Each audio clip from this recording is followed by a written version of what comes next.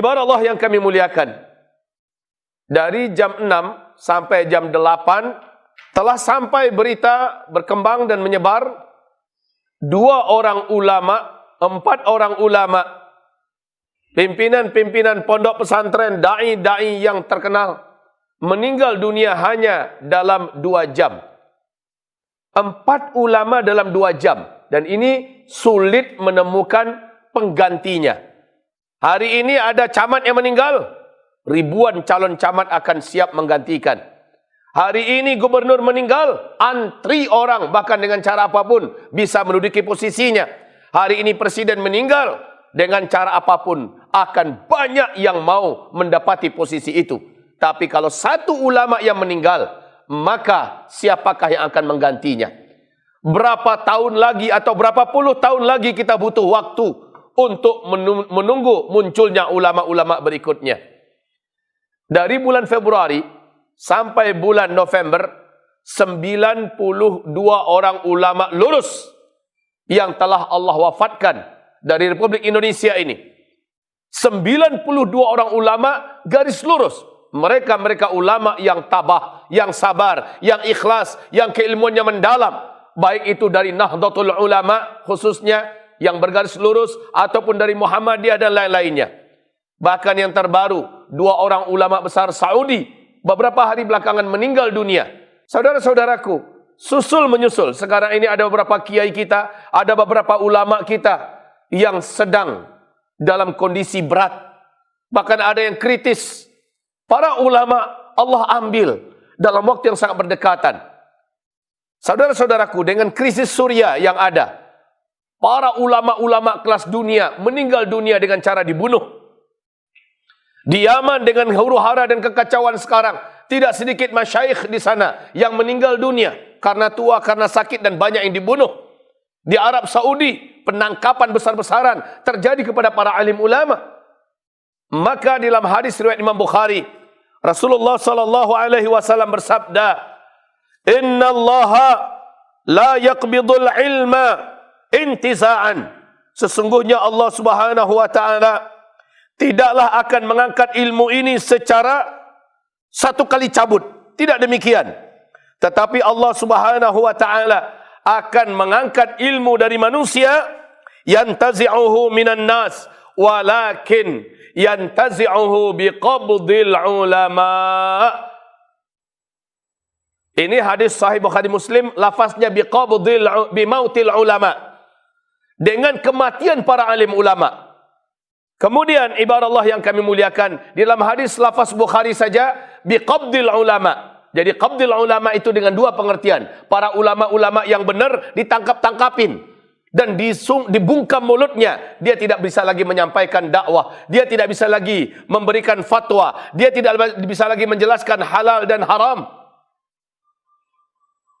Sementara di Sahih Bukhari Muslim, bimautil ulama, dengan kematian para ulama. Ada 2 cara Allah menjadikan ilmu itu tercabut. Pertama, para ulama-ulama yang lurus ditangkap-tangkapin. Yang kedua, bimautil ulama, dengan kematian para ulama. Dan Nabi juga sudah menyebutkan bahwa nasib para ulama dari umatku nanti adalah ulama'u ummati ka'ambiya'i Bani Israel. Ulama umatku seperti nabi-nabi Bani Israel. Kita tahu sejarah nabi-nabi Bani Israel, ditangkap, disiksa, dibunuh, diusir. Ini nasib para nabi-nabi Bani Israel. Fariqan minhum, sebahagian dari mereka kamu dustakan, dan sebagian yang lain kamu bunuh mereka. Ini yang dilakukan oleh Bani Israel kepada para nabi-nabi yang Allah utus di tengah-tengah mereka. Dan nasib ulama-ulama dari umatku, kata Rasulullah, akan senasib seperti para nabi-nabi daripada Bani Israel. Bila dirayu tidak mempan, bila diiming-imingi jabatan tidak tembus, bila diiming-imingi dengan dunia tidak berhasil, bila dirayu dengan wanita tidak kena, maka kemudian diberikan intimidasi, ditekan, dibenci, difitnah, dimusuhi. Kalau bisa terusir, nggak bisa juga diusir, dibunuh. Ini adalah langkah-langkah mereka yang Allah sebutkan dalam surah Al-Anfal, bahwa orang-orang kafir itu sangat ingin menangkap kamu, mengeluarkan kamu, membunuh kamu. Ini adalah Suatu sunnatullah. Tapi di akhir zaman istimewanya, Allah istimewakan lagi dengan cepatnya para ulama-ulama ini meninggal dunia. Ibarat Allah, hamba-hamba Allah yang kami muliakan. Ma'adhanallah, ketika kita melihat kondisi yang semakin genting ini, maka apa yang harus menjadi buah renungan fikiran kita? Apa yang mesti tersemat dalam hati kita? Padahal kita sadar, seperti yang dikatakan, seperti yang disampaikan oleh Rasulullah SAW tentang kematian dan penangkapan para ulama ini. Sehingga mautu alfi abidin qaimil lail, kematian 1000 orang ahli ibadah, qaimil lail, ahli tahajud. Jadi ada ahli ibadah, ahli tahajud. Shaimin nahar, ahli puasa, ahli dalam masalah ibadah-ibadah. Ahwan, itu bagi Allah lebih ringan. Bagi Allah lebih cetek, lebih gampang daripada kematian min mauti alim, daripada kematian satu orang yang berilmu. Mati satu orang berilmu nggak ada apa-apanya dengan 1000 orang alim yang mati, 1000 orang abid yang mati ahli ibadah. Ibadah Allah yang kami muliakan, ahli ibadah itu hanya kebaikan untuk dirinya. Tapi orang yang berilmu, jutaan manusia akan mendapatkan kebaikan darinya. Ahli ibadah tidak akan mampu memadamkan api fitnah, tidak akan mampu menahan kemungkaran, tidak akan mampu menghentikan dosa dan maksiat. Sementara ahli ilmu, merekalah yang mampu memberikan penerangan dalam kegelapan. Ibarat Allah yang kami muliakan, mimauti alimin yasbiru bihalalillah yasbiru bihalalillah wa haramihi. Apa dampak berikutnya yang terjadi ketika para alim ulama sudah tidak ada, yang lurus-lurus loh ya? Apa yang akan terjadi? Yang terjadi berikutnya adalah hatta innahu idza lam yabqa aliman, sehingga ketika tidak lagi tersisa orang-orang yang alim, otomatis manusia akan mendengarkan penjelasan orang-orang bodoh tapi sok alim. Sok ngomong bicara tentang agama, atau ulama-ulama usuk, ulama-ulama penjilat, ulama-ulama yang memburu jabatan, ulama-ulama yang berlari di belakang amplop, ulama-ulama yang berharap mendapatkan dunia dari kekuasaan, ulama-ulama yang mendatangi pintu-pintu pemerintah, ulama-ulama yang tidak takut dengan akhirat, ulama-ulama yang senantiasa memutarbalikkan ayat demi kepentingan kelompok dan organisasi, demi kepentingan partai. Ulama-ulama macam inilah yang tersisa, karena mereka yang diberikan panggung, mereka yang diberikan kesempatan untuk beraktivitas dan bergerak. Apa yang terjadi? Yang terjadi berikutnya, ittakhadhan nasu ru'usan juhala fasu'ilu. Tersisalah orang-orang yang kelihatannya alim, sementara mereka adalah orang-orang alim yang jahil. Adakah orang alim yang jahil? Ada. Macam mana itu orang alim yang jahil? Dia berilmu, tapi dia mengamalkan apa yang bertolak belakang daripada ilmunya. Dia tahu itu tidak boleh, tapi dia kerjakan. Ini namanya alim yang jahil. Sama seperti kata Nabi Musa alaihissalam.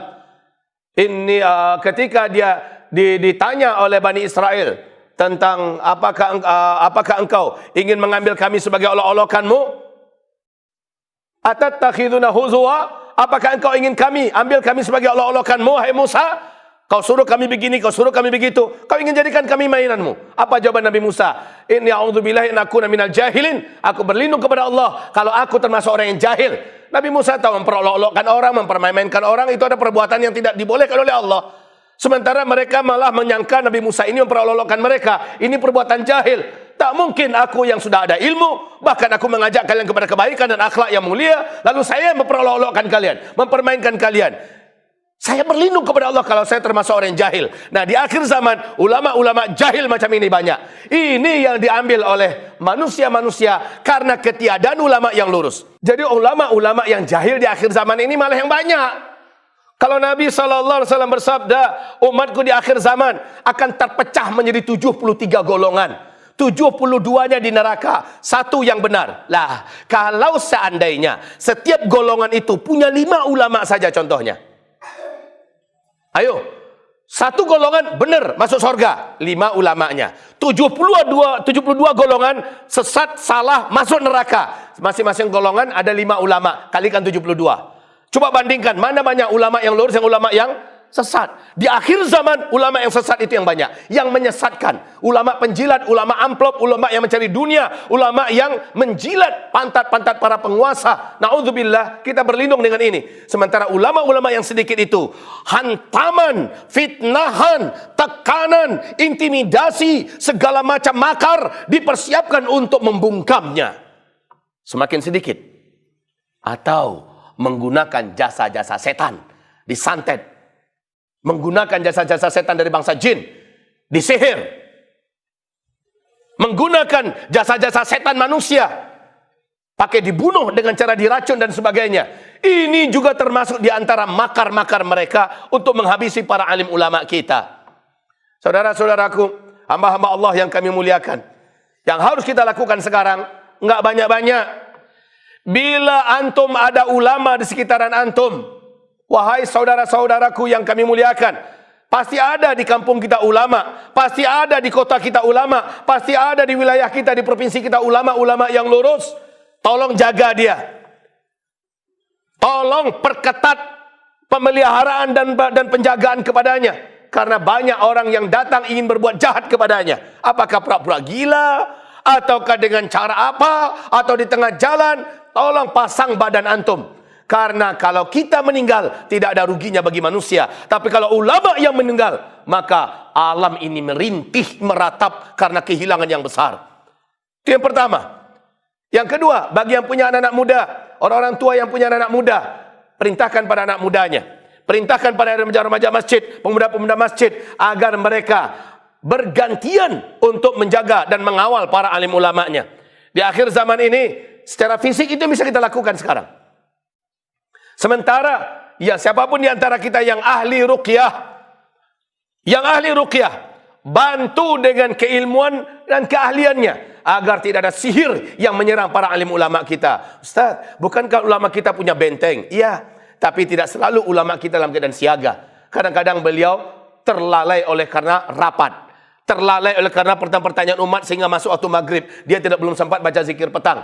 Atau karena banyak alasan, tidak selalu ulama kita itu dalam keadaan siaga. Nah, para ahli-ahli ruqyah, tokoh-tokoh yang memang sudah diberikan oleh Allah keilmuan, bantu dengan cara apapun yang antum sudah ada ilmunya, supaya tidak ada santet, sihir, guna-guna dan kerjaan daripada setan-setan terjahat dan terkuat yang telah dilepas oleh Dajjal hari ini, yang mampu menyerang alim ulama kita.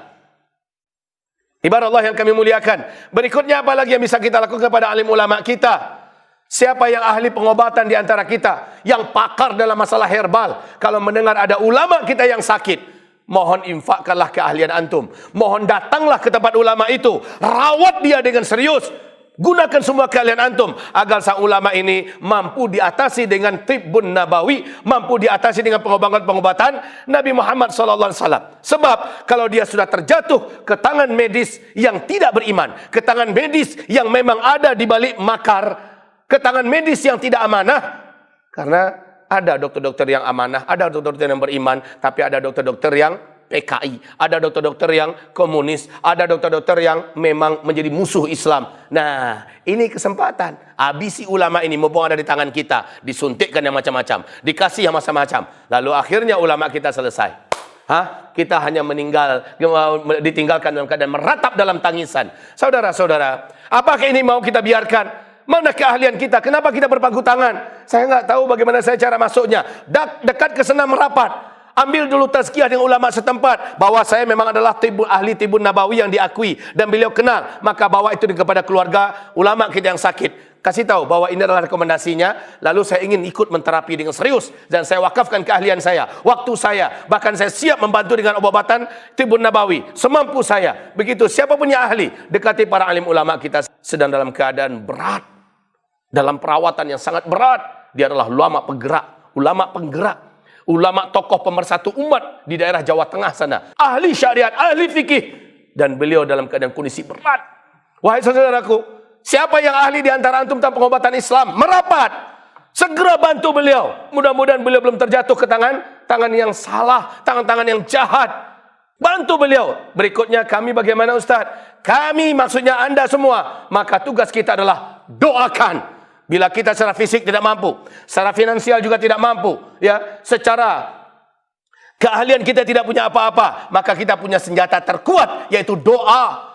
Kalau sebanyak ini berdoa, bagaimana dengan sekian masjid berdoa? Bagaimana kalau seluruh masjid se-Indonesia di hari Jumat ini mengajak berdoa, ya Allah, sembuhkanlah siapapun kiai-kiai kami, ulama-ulama kami, habib-habib kami, ustaz-ustaz kami, dai-dai kami, tokoh-tokoh masyarakat kami yang sedang sakit, baik itu sakit medis atau penyakit yang tidak jelas. Ya Allah, sembuhkan beliau.